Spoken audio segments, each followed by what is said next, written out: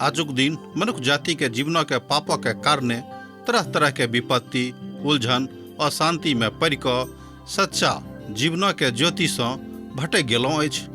हुनका नहीं मालूम छनि कि जीवन के नीक ज्योति की अछि। यह लेल TWR इंडिया आशक इजोत कार्यक्रम के लऽ कऽ अहाँ के बीच में प्रस्तुत कऽ रहल छथिन कि सब जनजीवन के उद्देश्य के समझ कऽ जीवनक ज्योति में आगाँ भऽ सकी आ परमेश्वरक संग हुनका मिलाप भऽ जाय। यह बाइबलक सिलसिलेवार अध्ययन पर आधारित अछि। कृपया कऽ अहाँ देखू, सुनू, परमेश्वर अहाँ के जनजीवन के ज्योति आ इजोत ठहरेक। मैथिली कार्यक्रम में हम अहाँक स्वागत कर रहल छी। तहन अपन भाई के नेह सँ भरल अभिवादन के स्वीकार करू। अहीं के कार्यक्रम में हम और एक बेर अहाँक अभिनंदन कर रहल छी। हमर भाई बहिन, आजुक दिन हमरा लोकनि पवित्र पोथी के एकटा आर नव पोथी के अध्ययन आरंभ कर रहल छी। ओहि पोथी के नाम थिक गिनती। एहि पोथी के नाम थिक गिनती। अहाँ लिख लिया जाहिसँ अहूँक आराम होइत। गिनती के पोथी के अंग्रेजी में नंबर कहल जाइत छैक और आर्थोमी कहल सेहो जाइत अछि, अर्थात गणितक पोथी। एहि बातक सत्यापन अहाँ एक अध्याय के एक पद पढ़ि कऽ सकलहुँ। ई पोथी पंच ग्रंथक चारिम पोथी थिक। हमरा सब उत्पत्ति के पोथी के अध्ययन में देखलहुँ हैं जे मनुखक प्रभु सृष्टि कयने छथि आर मनुख अपना काजक कारणे खसि पड़लाह आ परमेश्वरक महिमा सँ अलग भऽ गेलाह। इजरायलक आरंभक बात सेहो हमरा लोकनि एहि पोथी में देखैत छी।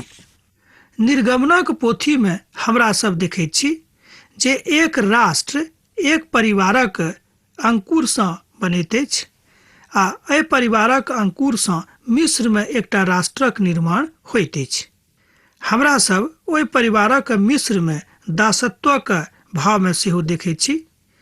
तहन हमरा सब देखैत छी जे मूसा के हाथे परमेश्वर हुनका सभक निवारणक बाट निकालैत छथि, अर्थात निकासक बाट निकालैत छथि। आ मूसा ओहि सभक उजाड़िस्तान होइत आ सीनै पर्वत सँ होइत जतऽ लऽ जेबाक हुनका आज्ञा भेटल रहनि ओतऽ लऽ जाइत छथि।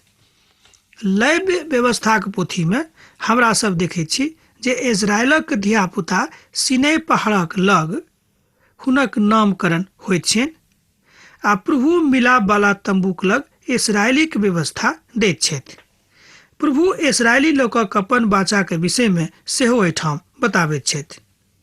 गिनती के पोथी में हमरा सब देखब वा देख रहल छी जेना कहियो सीनै पहाड़क लग सँ इस्राएली लोग विदा होइत छथि और ओ सब कादेशक दिस विदा भऽ रहल छथि।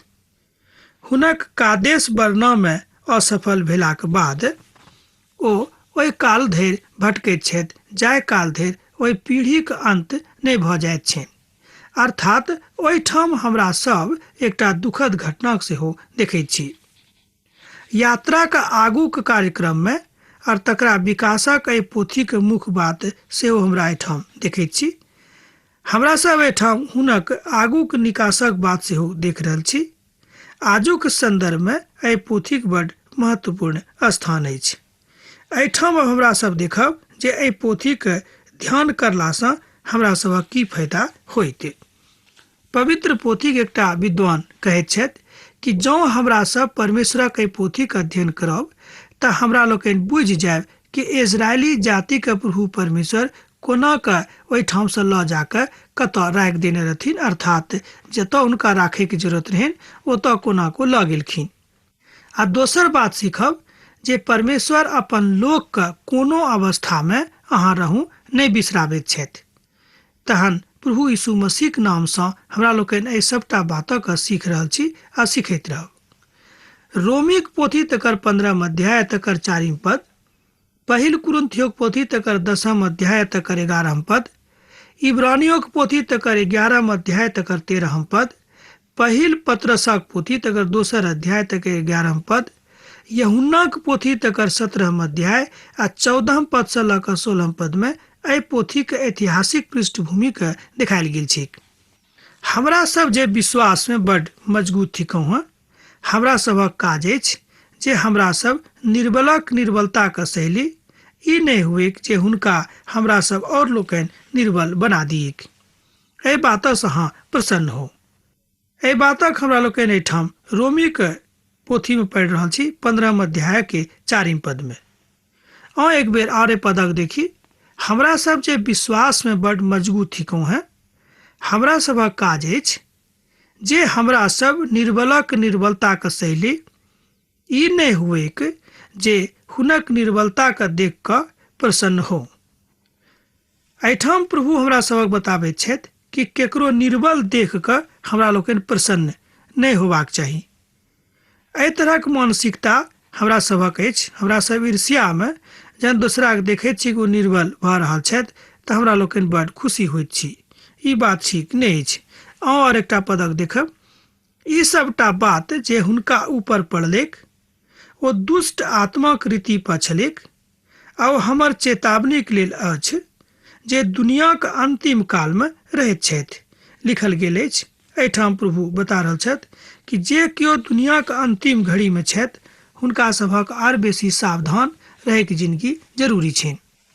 हमरा सब अनुग्रह के काल में छी, तैं हमरा सभक जरूरत अछि कि एहि दुनिया में रहि कऽ परमेश्वरक महिमा के दिखाबी। ओ सब विश्वासक दशा में मोलैथ, ओ सब प्रतिज्ञा कयल गेल बातक नहीं पौलैथ, मुदा ओ सब दूरे सँ ओहि वस्तु के देख कऽ आनंदित भेलाह और मान लेलखिन जे हमरा सब एहि धरती के ऊपर परदेशी और बाहरी थिकौं हैं। इब्रानियों के पोथी तकर 11 अध्याय आ तकर 13 पद में एहि बातक अभिव्यक्ति कयल गेल छिक। हे हमर भाई सब, अहाँ से अनुरोध हम कऽ रहल छी जे स्वयं का परदेशी आ यात्री जानि कऽ एहि संसारक इच्छा से जे आत्मा से युद्ध करैत अछि बचल रहू। एहि पदक हमरा लोकनि आर एक बेर देखी, पहिल पत्रसक पोथी तकर 2 अध्याय 11 पद। ए हमर भाई सब, अहाँ सब अनुरोध कऽ रहल छी जे स्वयं का परदेशी आ यात्री जानि कऽ एहि संसारिक इच्छा से जे आत्मा का युद्ध करैत अछि बचल रहू। हमर भाई बहिन, संसारिक इच्छा सैद घड़ी आत्मा से युद्ध करैत रहैत अछि। तहन प्रभु के ठाम आज्ञा अछि, एहि बात से हमरा लोकनि अलग जँ रहित बड़ नीक होइत। हम अहाँक वचन हुनका एहिठाम पहुँचा देलहुँ हैं और संसार हुनका से बैर कयलहुँ हैं, किएक तऽ जहन हम संसारक नहीं थिकौं ओहि तरह ओ संसारक नहीं छथि। एहिठाम प्रभु यीशु मसीह के विषय में बतायल गेल छै कि प्रभु यीशु मसीह संसारक नहीं छलाह, मुदा ओ स्वर्गीय छलाह। मुदा मनुष्य जाति के प्रेमक कारणे ओ अपन जिंदगी के हमरा सभक लेल दऽ देलखिन, जेना हमरा लोकनि देखलहुँ हैं। अब एहि सब पोथी में जकर अध्ययन हमरा लोकनि समाप्त कऽ चुकल छी, अर्थात लूका के रचल सुसमाचार में हमरा लोकनि एहि बातक देखैत छी। हम ई प्रार्थना नहीं करब जे हुनका अहाँ संसार से उठा लियौक, मुदा ई कि अहाँ हुनका ओहि दुष्ट आत्मा से बचा कऽ राखू। जेना हम एहि संसारक नहीं थिकौं हैं, ओहि तरह इहो एहि संसारक नहीं छथि। यूहन्ना अपन पोथी तकर 17 अध्याय 14 पद से लऽ कऽ 16 पद में एहि बातक अभिव्यक्ति कऽ रहल छथि। यूहन्ना एहि बातक बड़ विश्वासक साथ कहैत छथि कि प्रभु यीशु मसीह एहि संसारक नहीं छलाह, ओ स्वर्गीय छलाह। ई तऽ छल एहि पोथी के आत्मिक आ ऐतिहासिक आ संसारिक महत्व। अब अहाँक जिज्ञासा होइत जे एहि पोथीक रचनिहार के छथि। एहि पोथीक रचनिहार प्रभुक महान दास मूसा छथि। पेंटाटुक के पोथी में एहि पोथीक संख्या 4 अछि, अर्थात पंच ग्रंथक 4 पोथी ई पोथी थिक। मुदा बहुत केओ एहि पोथीक रचनिहार मूसाक नहि मानैत छथि। अब जे हुए ई बातक दिस हमरा लोकनि बेसी नहीं जाय, मुदा प्रभुक दास एहि बातक मानैत छथि कि एहि पोथीक रचनिहार स्वयं मूसा थिकाह। एहि तरहक विश्वास मसीह लोकक छनि। बहुत जे हुए, मुदा हमरा लोकनि एहि बातक सीख सकैत छी कि एहि पोथीक अध्ययन से विश्वासी सभक जिंदगी आर बेसी मजबूत होइत अछि। तैं परमेश्वरक पोथी में एहि पोथीक स्थान भेटल छनि। ई बात बड्ड महत्वपूर्ण अछि जे ओहि काल में जाय प्रदेशक दूरी बड्ड कम रहेक। अहाँ देखब जे ओतय जाय में इसराइली लोकक 150 दिन लागि गेलै। एहि बातक अहाँ व्यवस्था विवरणक पोथी में पढ़ि कऽ देख सकलहुँ हैं। 1-2 पद में लिखल गेल छै, जाय यात्रा में 40 रोज लगबाक चाही। ओ यात्रा में हिनका सभक अर्थात इसराइली सभक 40 बरख लागि गेलै। अपन यात्रा के समाप्ति पर ओ सब ओहि देश में आबैत छथि जाय देशक देबाक वाचा प्रभु हुनक कुल पिता इब्राहिम सँ कयने छलथि आ इसहाक सँ और याकूब सँ कहने छलाह। यहू बातक हमरा लोकनि एहि पोथी में देखैत छी। पहिल अध्यायक जनसंख्या में और 26 अध्यायक जनसंख्या में बड्ड फर्क अछि। अर्थात हमरा सब इसराइली लोकक आत्मिक ऐतिहासिक बातक देखैत छी। इसराइली सब लगभग 38 बरख धरि उजाड़िस्तान में छलाह। बहुत विद्वान सब एहि अवधि के 38 बरख और 10 महीना बताबैत छथि। तकरा बाद एहि अध्याय में देखब जे हुनक गिनती बढ़ैत जाइत छनि। जनगणना हमरा सभक सहायता करैत अछि। जहन ओ सब मिस्र सँ बाहर भेल रहथि तहन हुनक गिनती कतेक रहनि। हमर भाई बहन, परमेश्वरक इच्छा अछि कि हमरो सब अपन विश्वासी के संख्या के बढ़ाबी, अर्थात कलीसिया में जे लोक कम छथि तकर संख्या बढ़ेबाक चाही। हमरा सभक कलीसिया में लोकक कमी किएक भऽ रहल अछि? लोक किएक प्रभुक शरण में नहि आबि रहल छथि तकरा ऊपर चिंता करू। एहिठाम हमरा लोकनि एहि बातक देख रहल छी। तहन एहि तरह अहाँ बाजि सकलहुँ हैं कि गिनती के पोथी विश्वासी के जिंदगी के लेल एकटा महान पोथी थिक। एहिसँ हमरा लोकनि प्रभुक महानता के देख सकैत छी। आ तकरा बाद हुनक गिनती कोन हिसाब सँ बढ़ैत रहनि तकरो हमरा लोकनि देख सकैत छी। डॉक्टर मेलविन ग्रोव कुले छलाह जे मिस्रक प्राचीन इतिहासक आ बड्ड पैघ भूवैज्ञानिक आ सर्वेक्षणकर्ता सेहो छलाह। ओ एहि जनसंख्या के बढ़ेबाक बातक स्वीकार करैत छथि। डॉक्टर कुल एहि बातक आंकड़ा दैत कहैत छथि जे आउ हुनक देबल गेल किछु आंकड़ा हमरा लोकनि देखी। 600 पुरुष आरंभ में रहनि, जेना हमरा लोकनि ओहिठाम देखैत छी। ओ सब योद्धा रहथि। लगभग 400,000 स्त्री और 20,000 बुजुर्ग नागरिक आ 800,000 धियापुता, लगभग 100,000 जे लगभग पूर्ण रूपेण 100,000 लोकक आंकड़ा बता रहल अछि। एहिमे लेवी जाति के शामिल नहि कयल गेल छैक। हमर भाई बहन, देखियो एहिठाम पूर्ण रूपेण आंकड़ा दऽ रहल छथि। तैं एहि पोथीक नाम गिनती राखल गेल छैक। हुनको सभक गिनती लगभग 2,000 सँ बेसी के रहैक और लगभग 3,000 रहनि जे सब मिस्र सँ बाहर भेल छलाह। तहन एहि पोथी के नाम जो गिनती राखल गेल छैक तऽ हम कहब बा हमरा हिसाबे ई कोनो अनर्थ नाम नहि अछि वा कोनो असंगत नाम सेहो नहि थिक। कोनो तहन एहि बातक ऊपर जँ स्वीकार अहाँ कऽ रहल छी तहन आउ परमेश्वरक वचनक खूब ध्यान दऽ कऽ सुनियौक। एहिसँ एहि बातक अर्थ नहि लगाओल जाय जे मिस्र सँ कोनो बड़का रैली अपन अधिकारक प्राप्त करबाक हेतु ओहिठाम सँ निकालल गेल रहैक। ई बात नहि छलाह।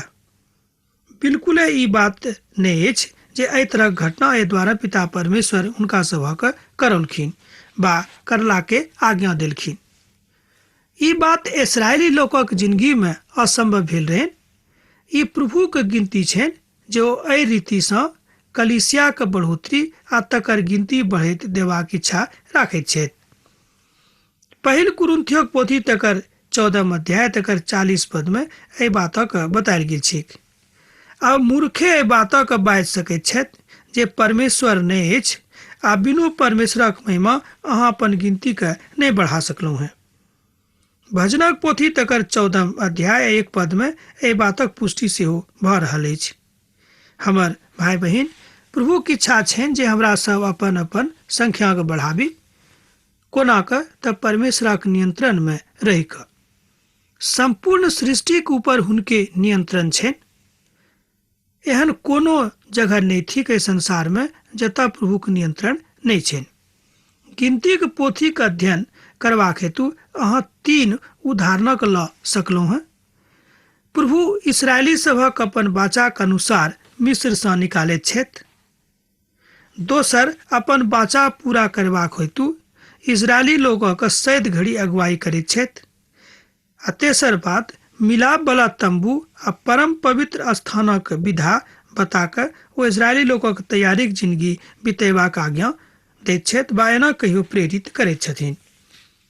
प्रभु सब बातक लेल आज्ञा दैत छथिन आ हमरा सभक काज अछि कि ओहि आज्ञाके खूब नीकसँ मानी।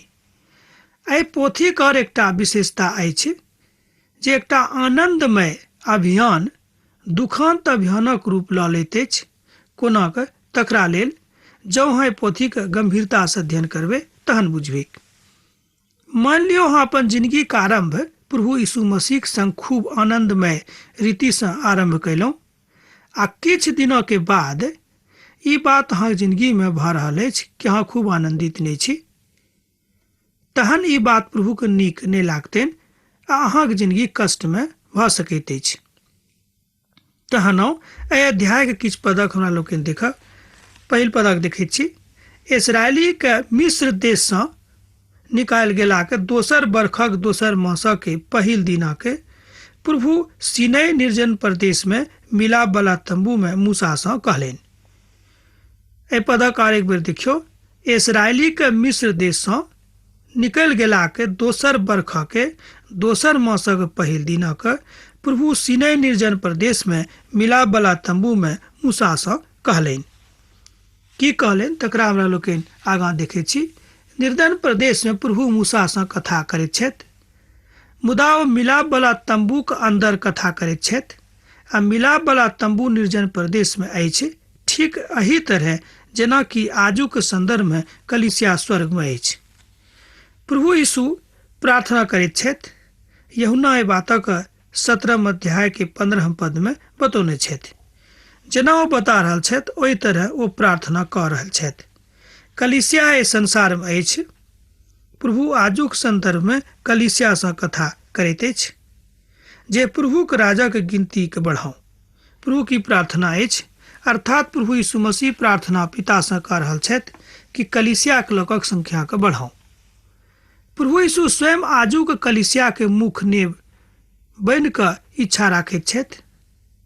बा सोच गप एना बाजि सकैत छी कि प्रभु यीशु स्वयं आजुक कलीसियाके मुखिया छथि, जँ हम ई बाजित कोनो असंगत बात नहि होइत।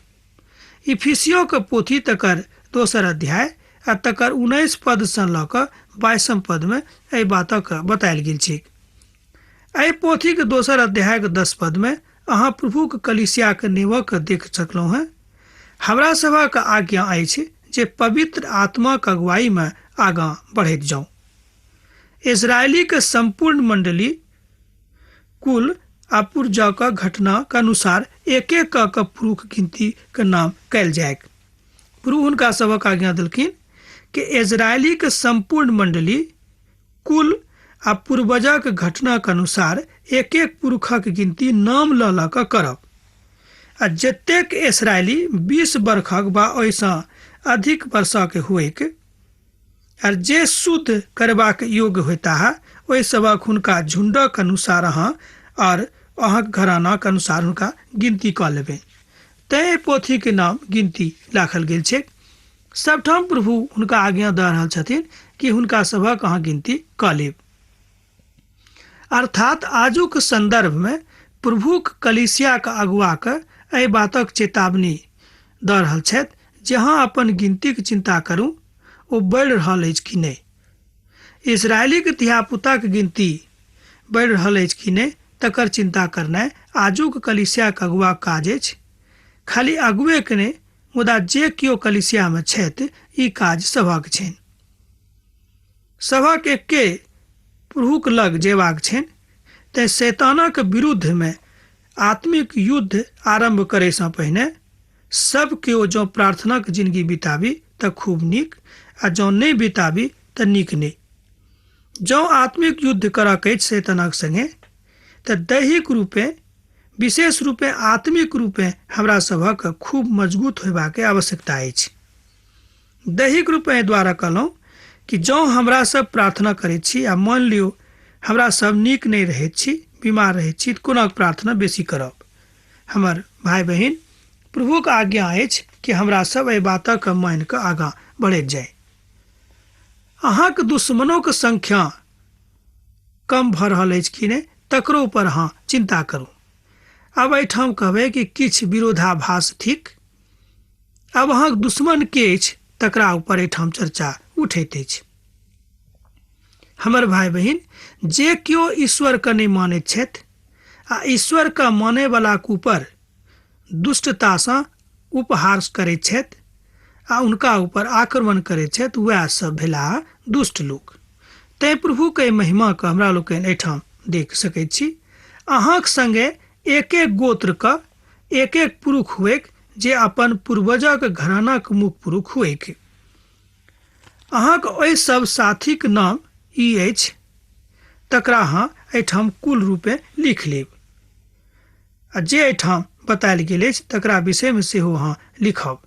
एहिठाम सिमोनोक कुलमे सँ सुरसैदे के पुत्र सलुमेल, यहूदाक कुलमे सँ अम्मीनादाबक पुत्र नहसोन, इसहाकराक गोत्रमे सँ सोराक पुत्र नतनेल आदि के एहिठाम नाम बतायल गेल छै।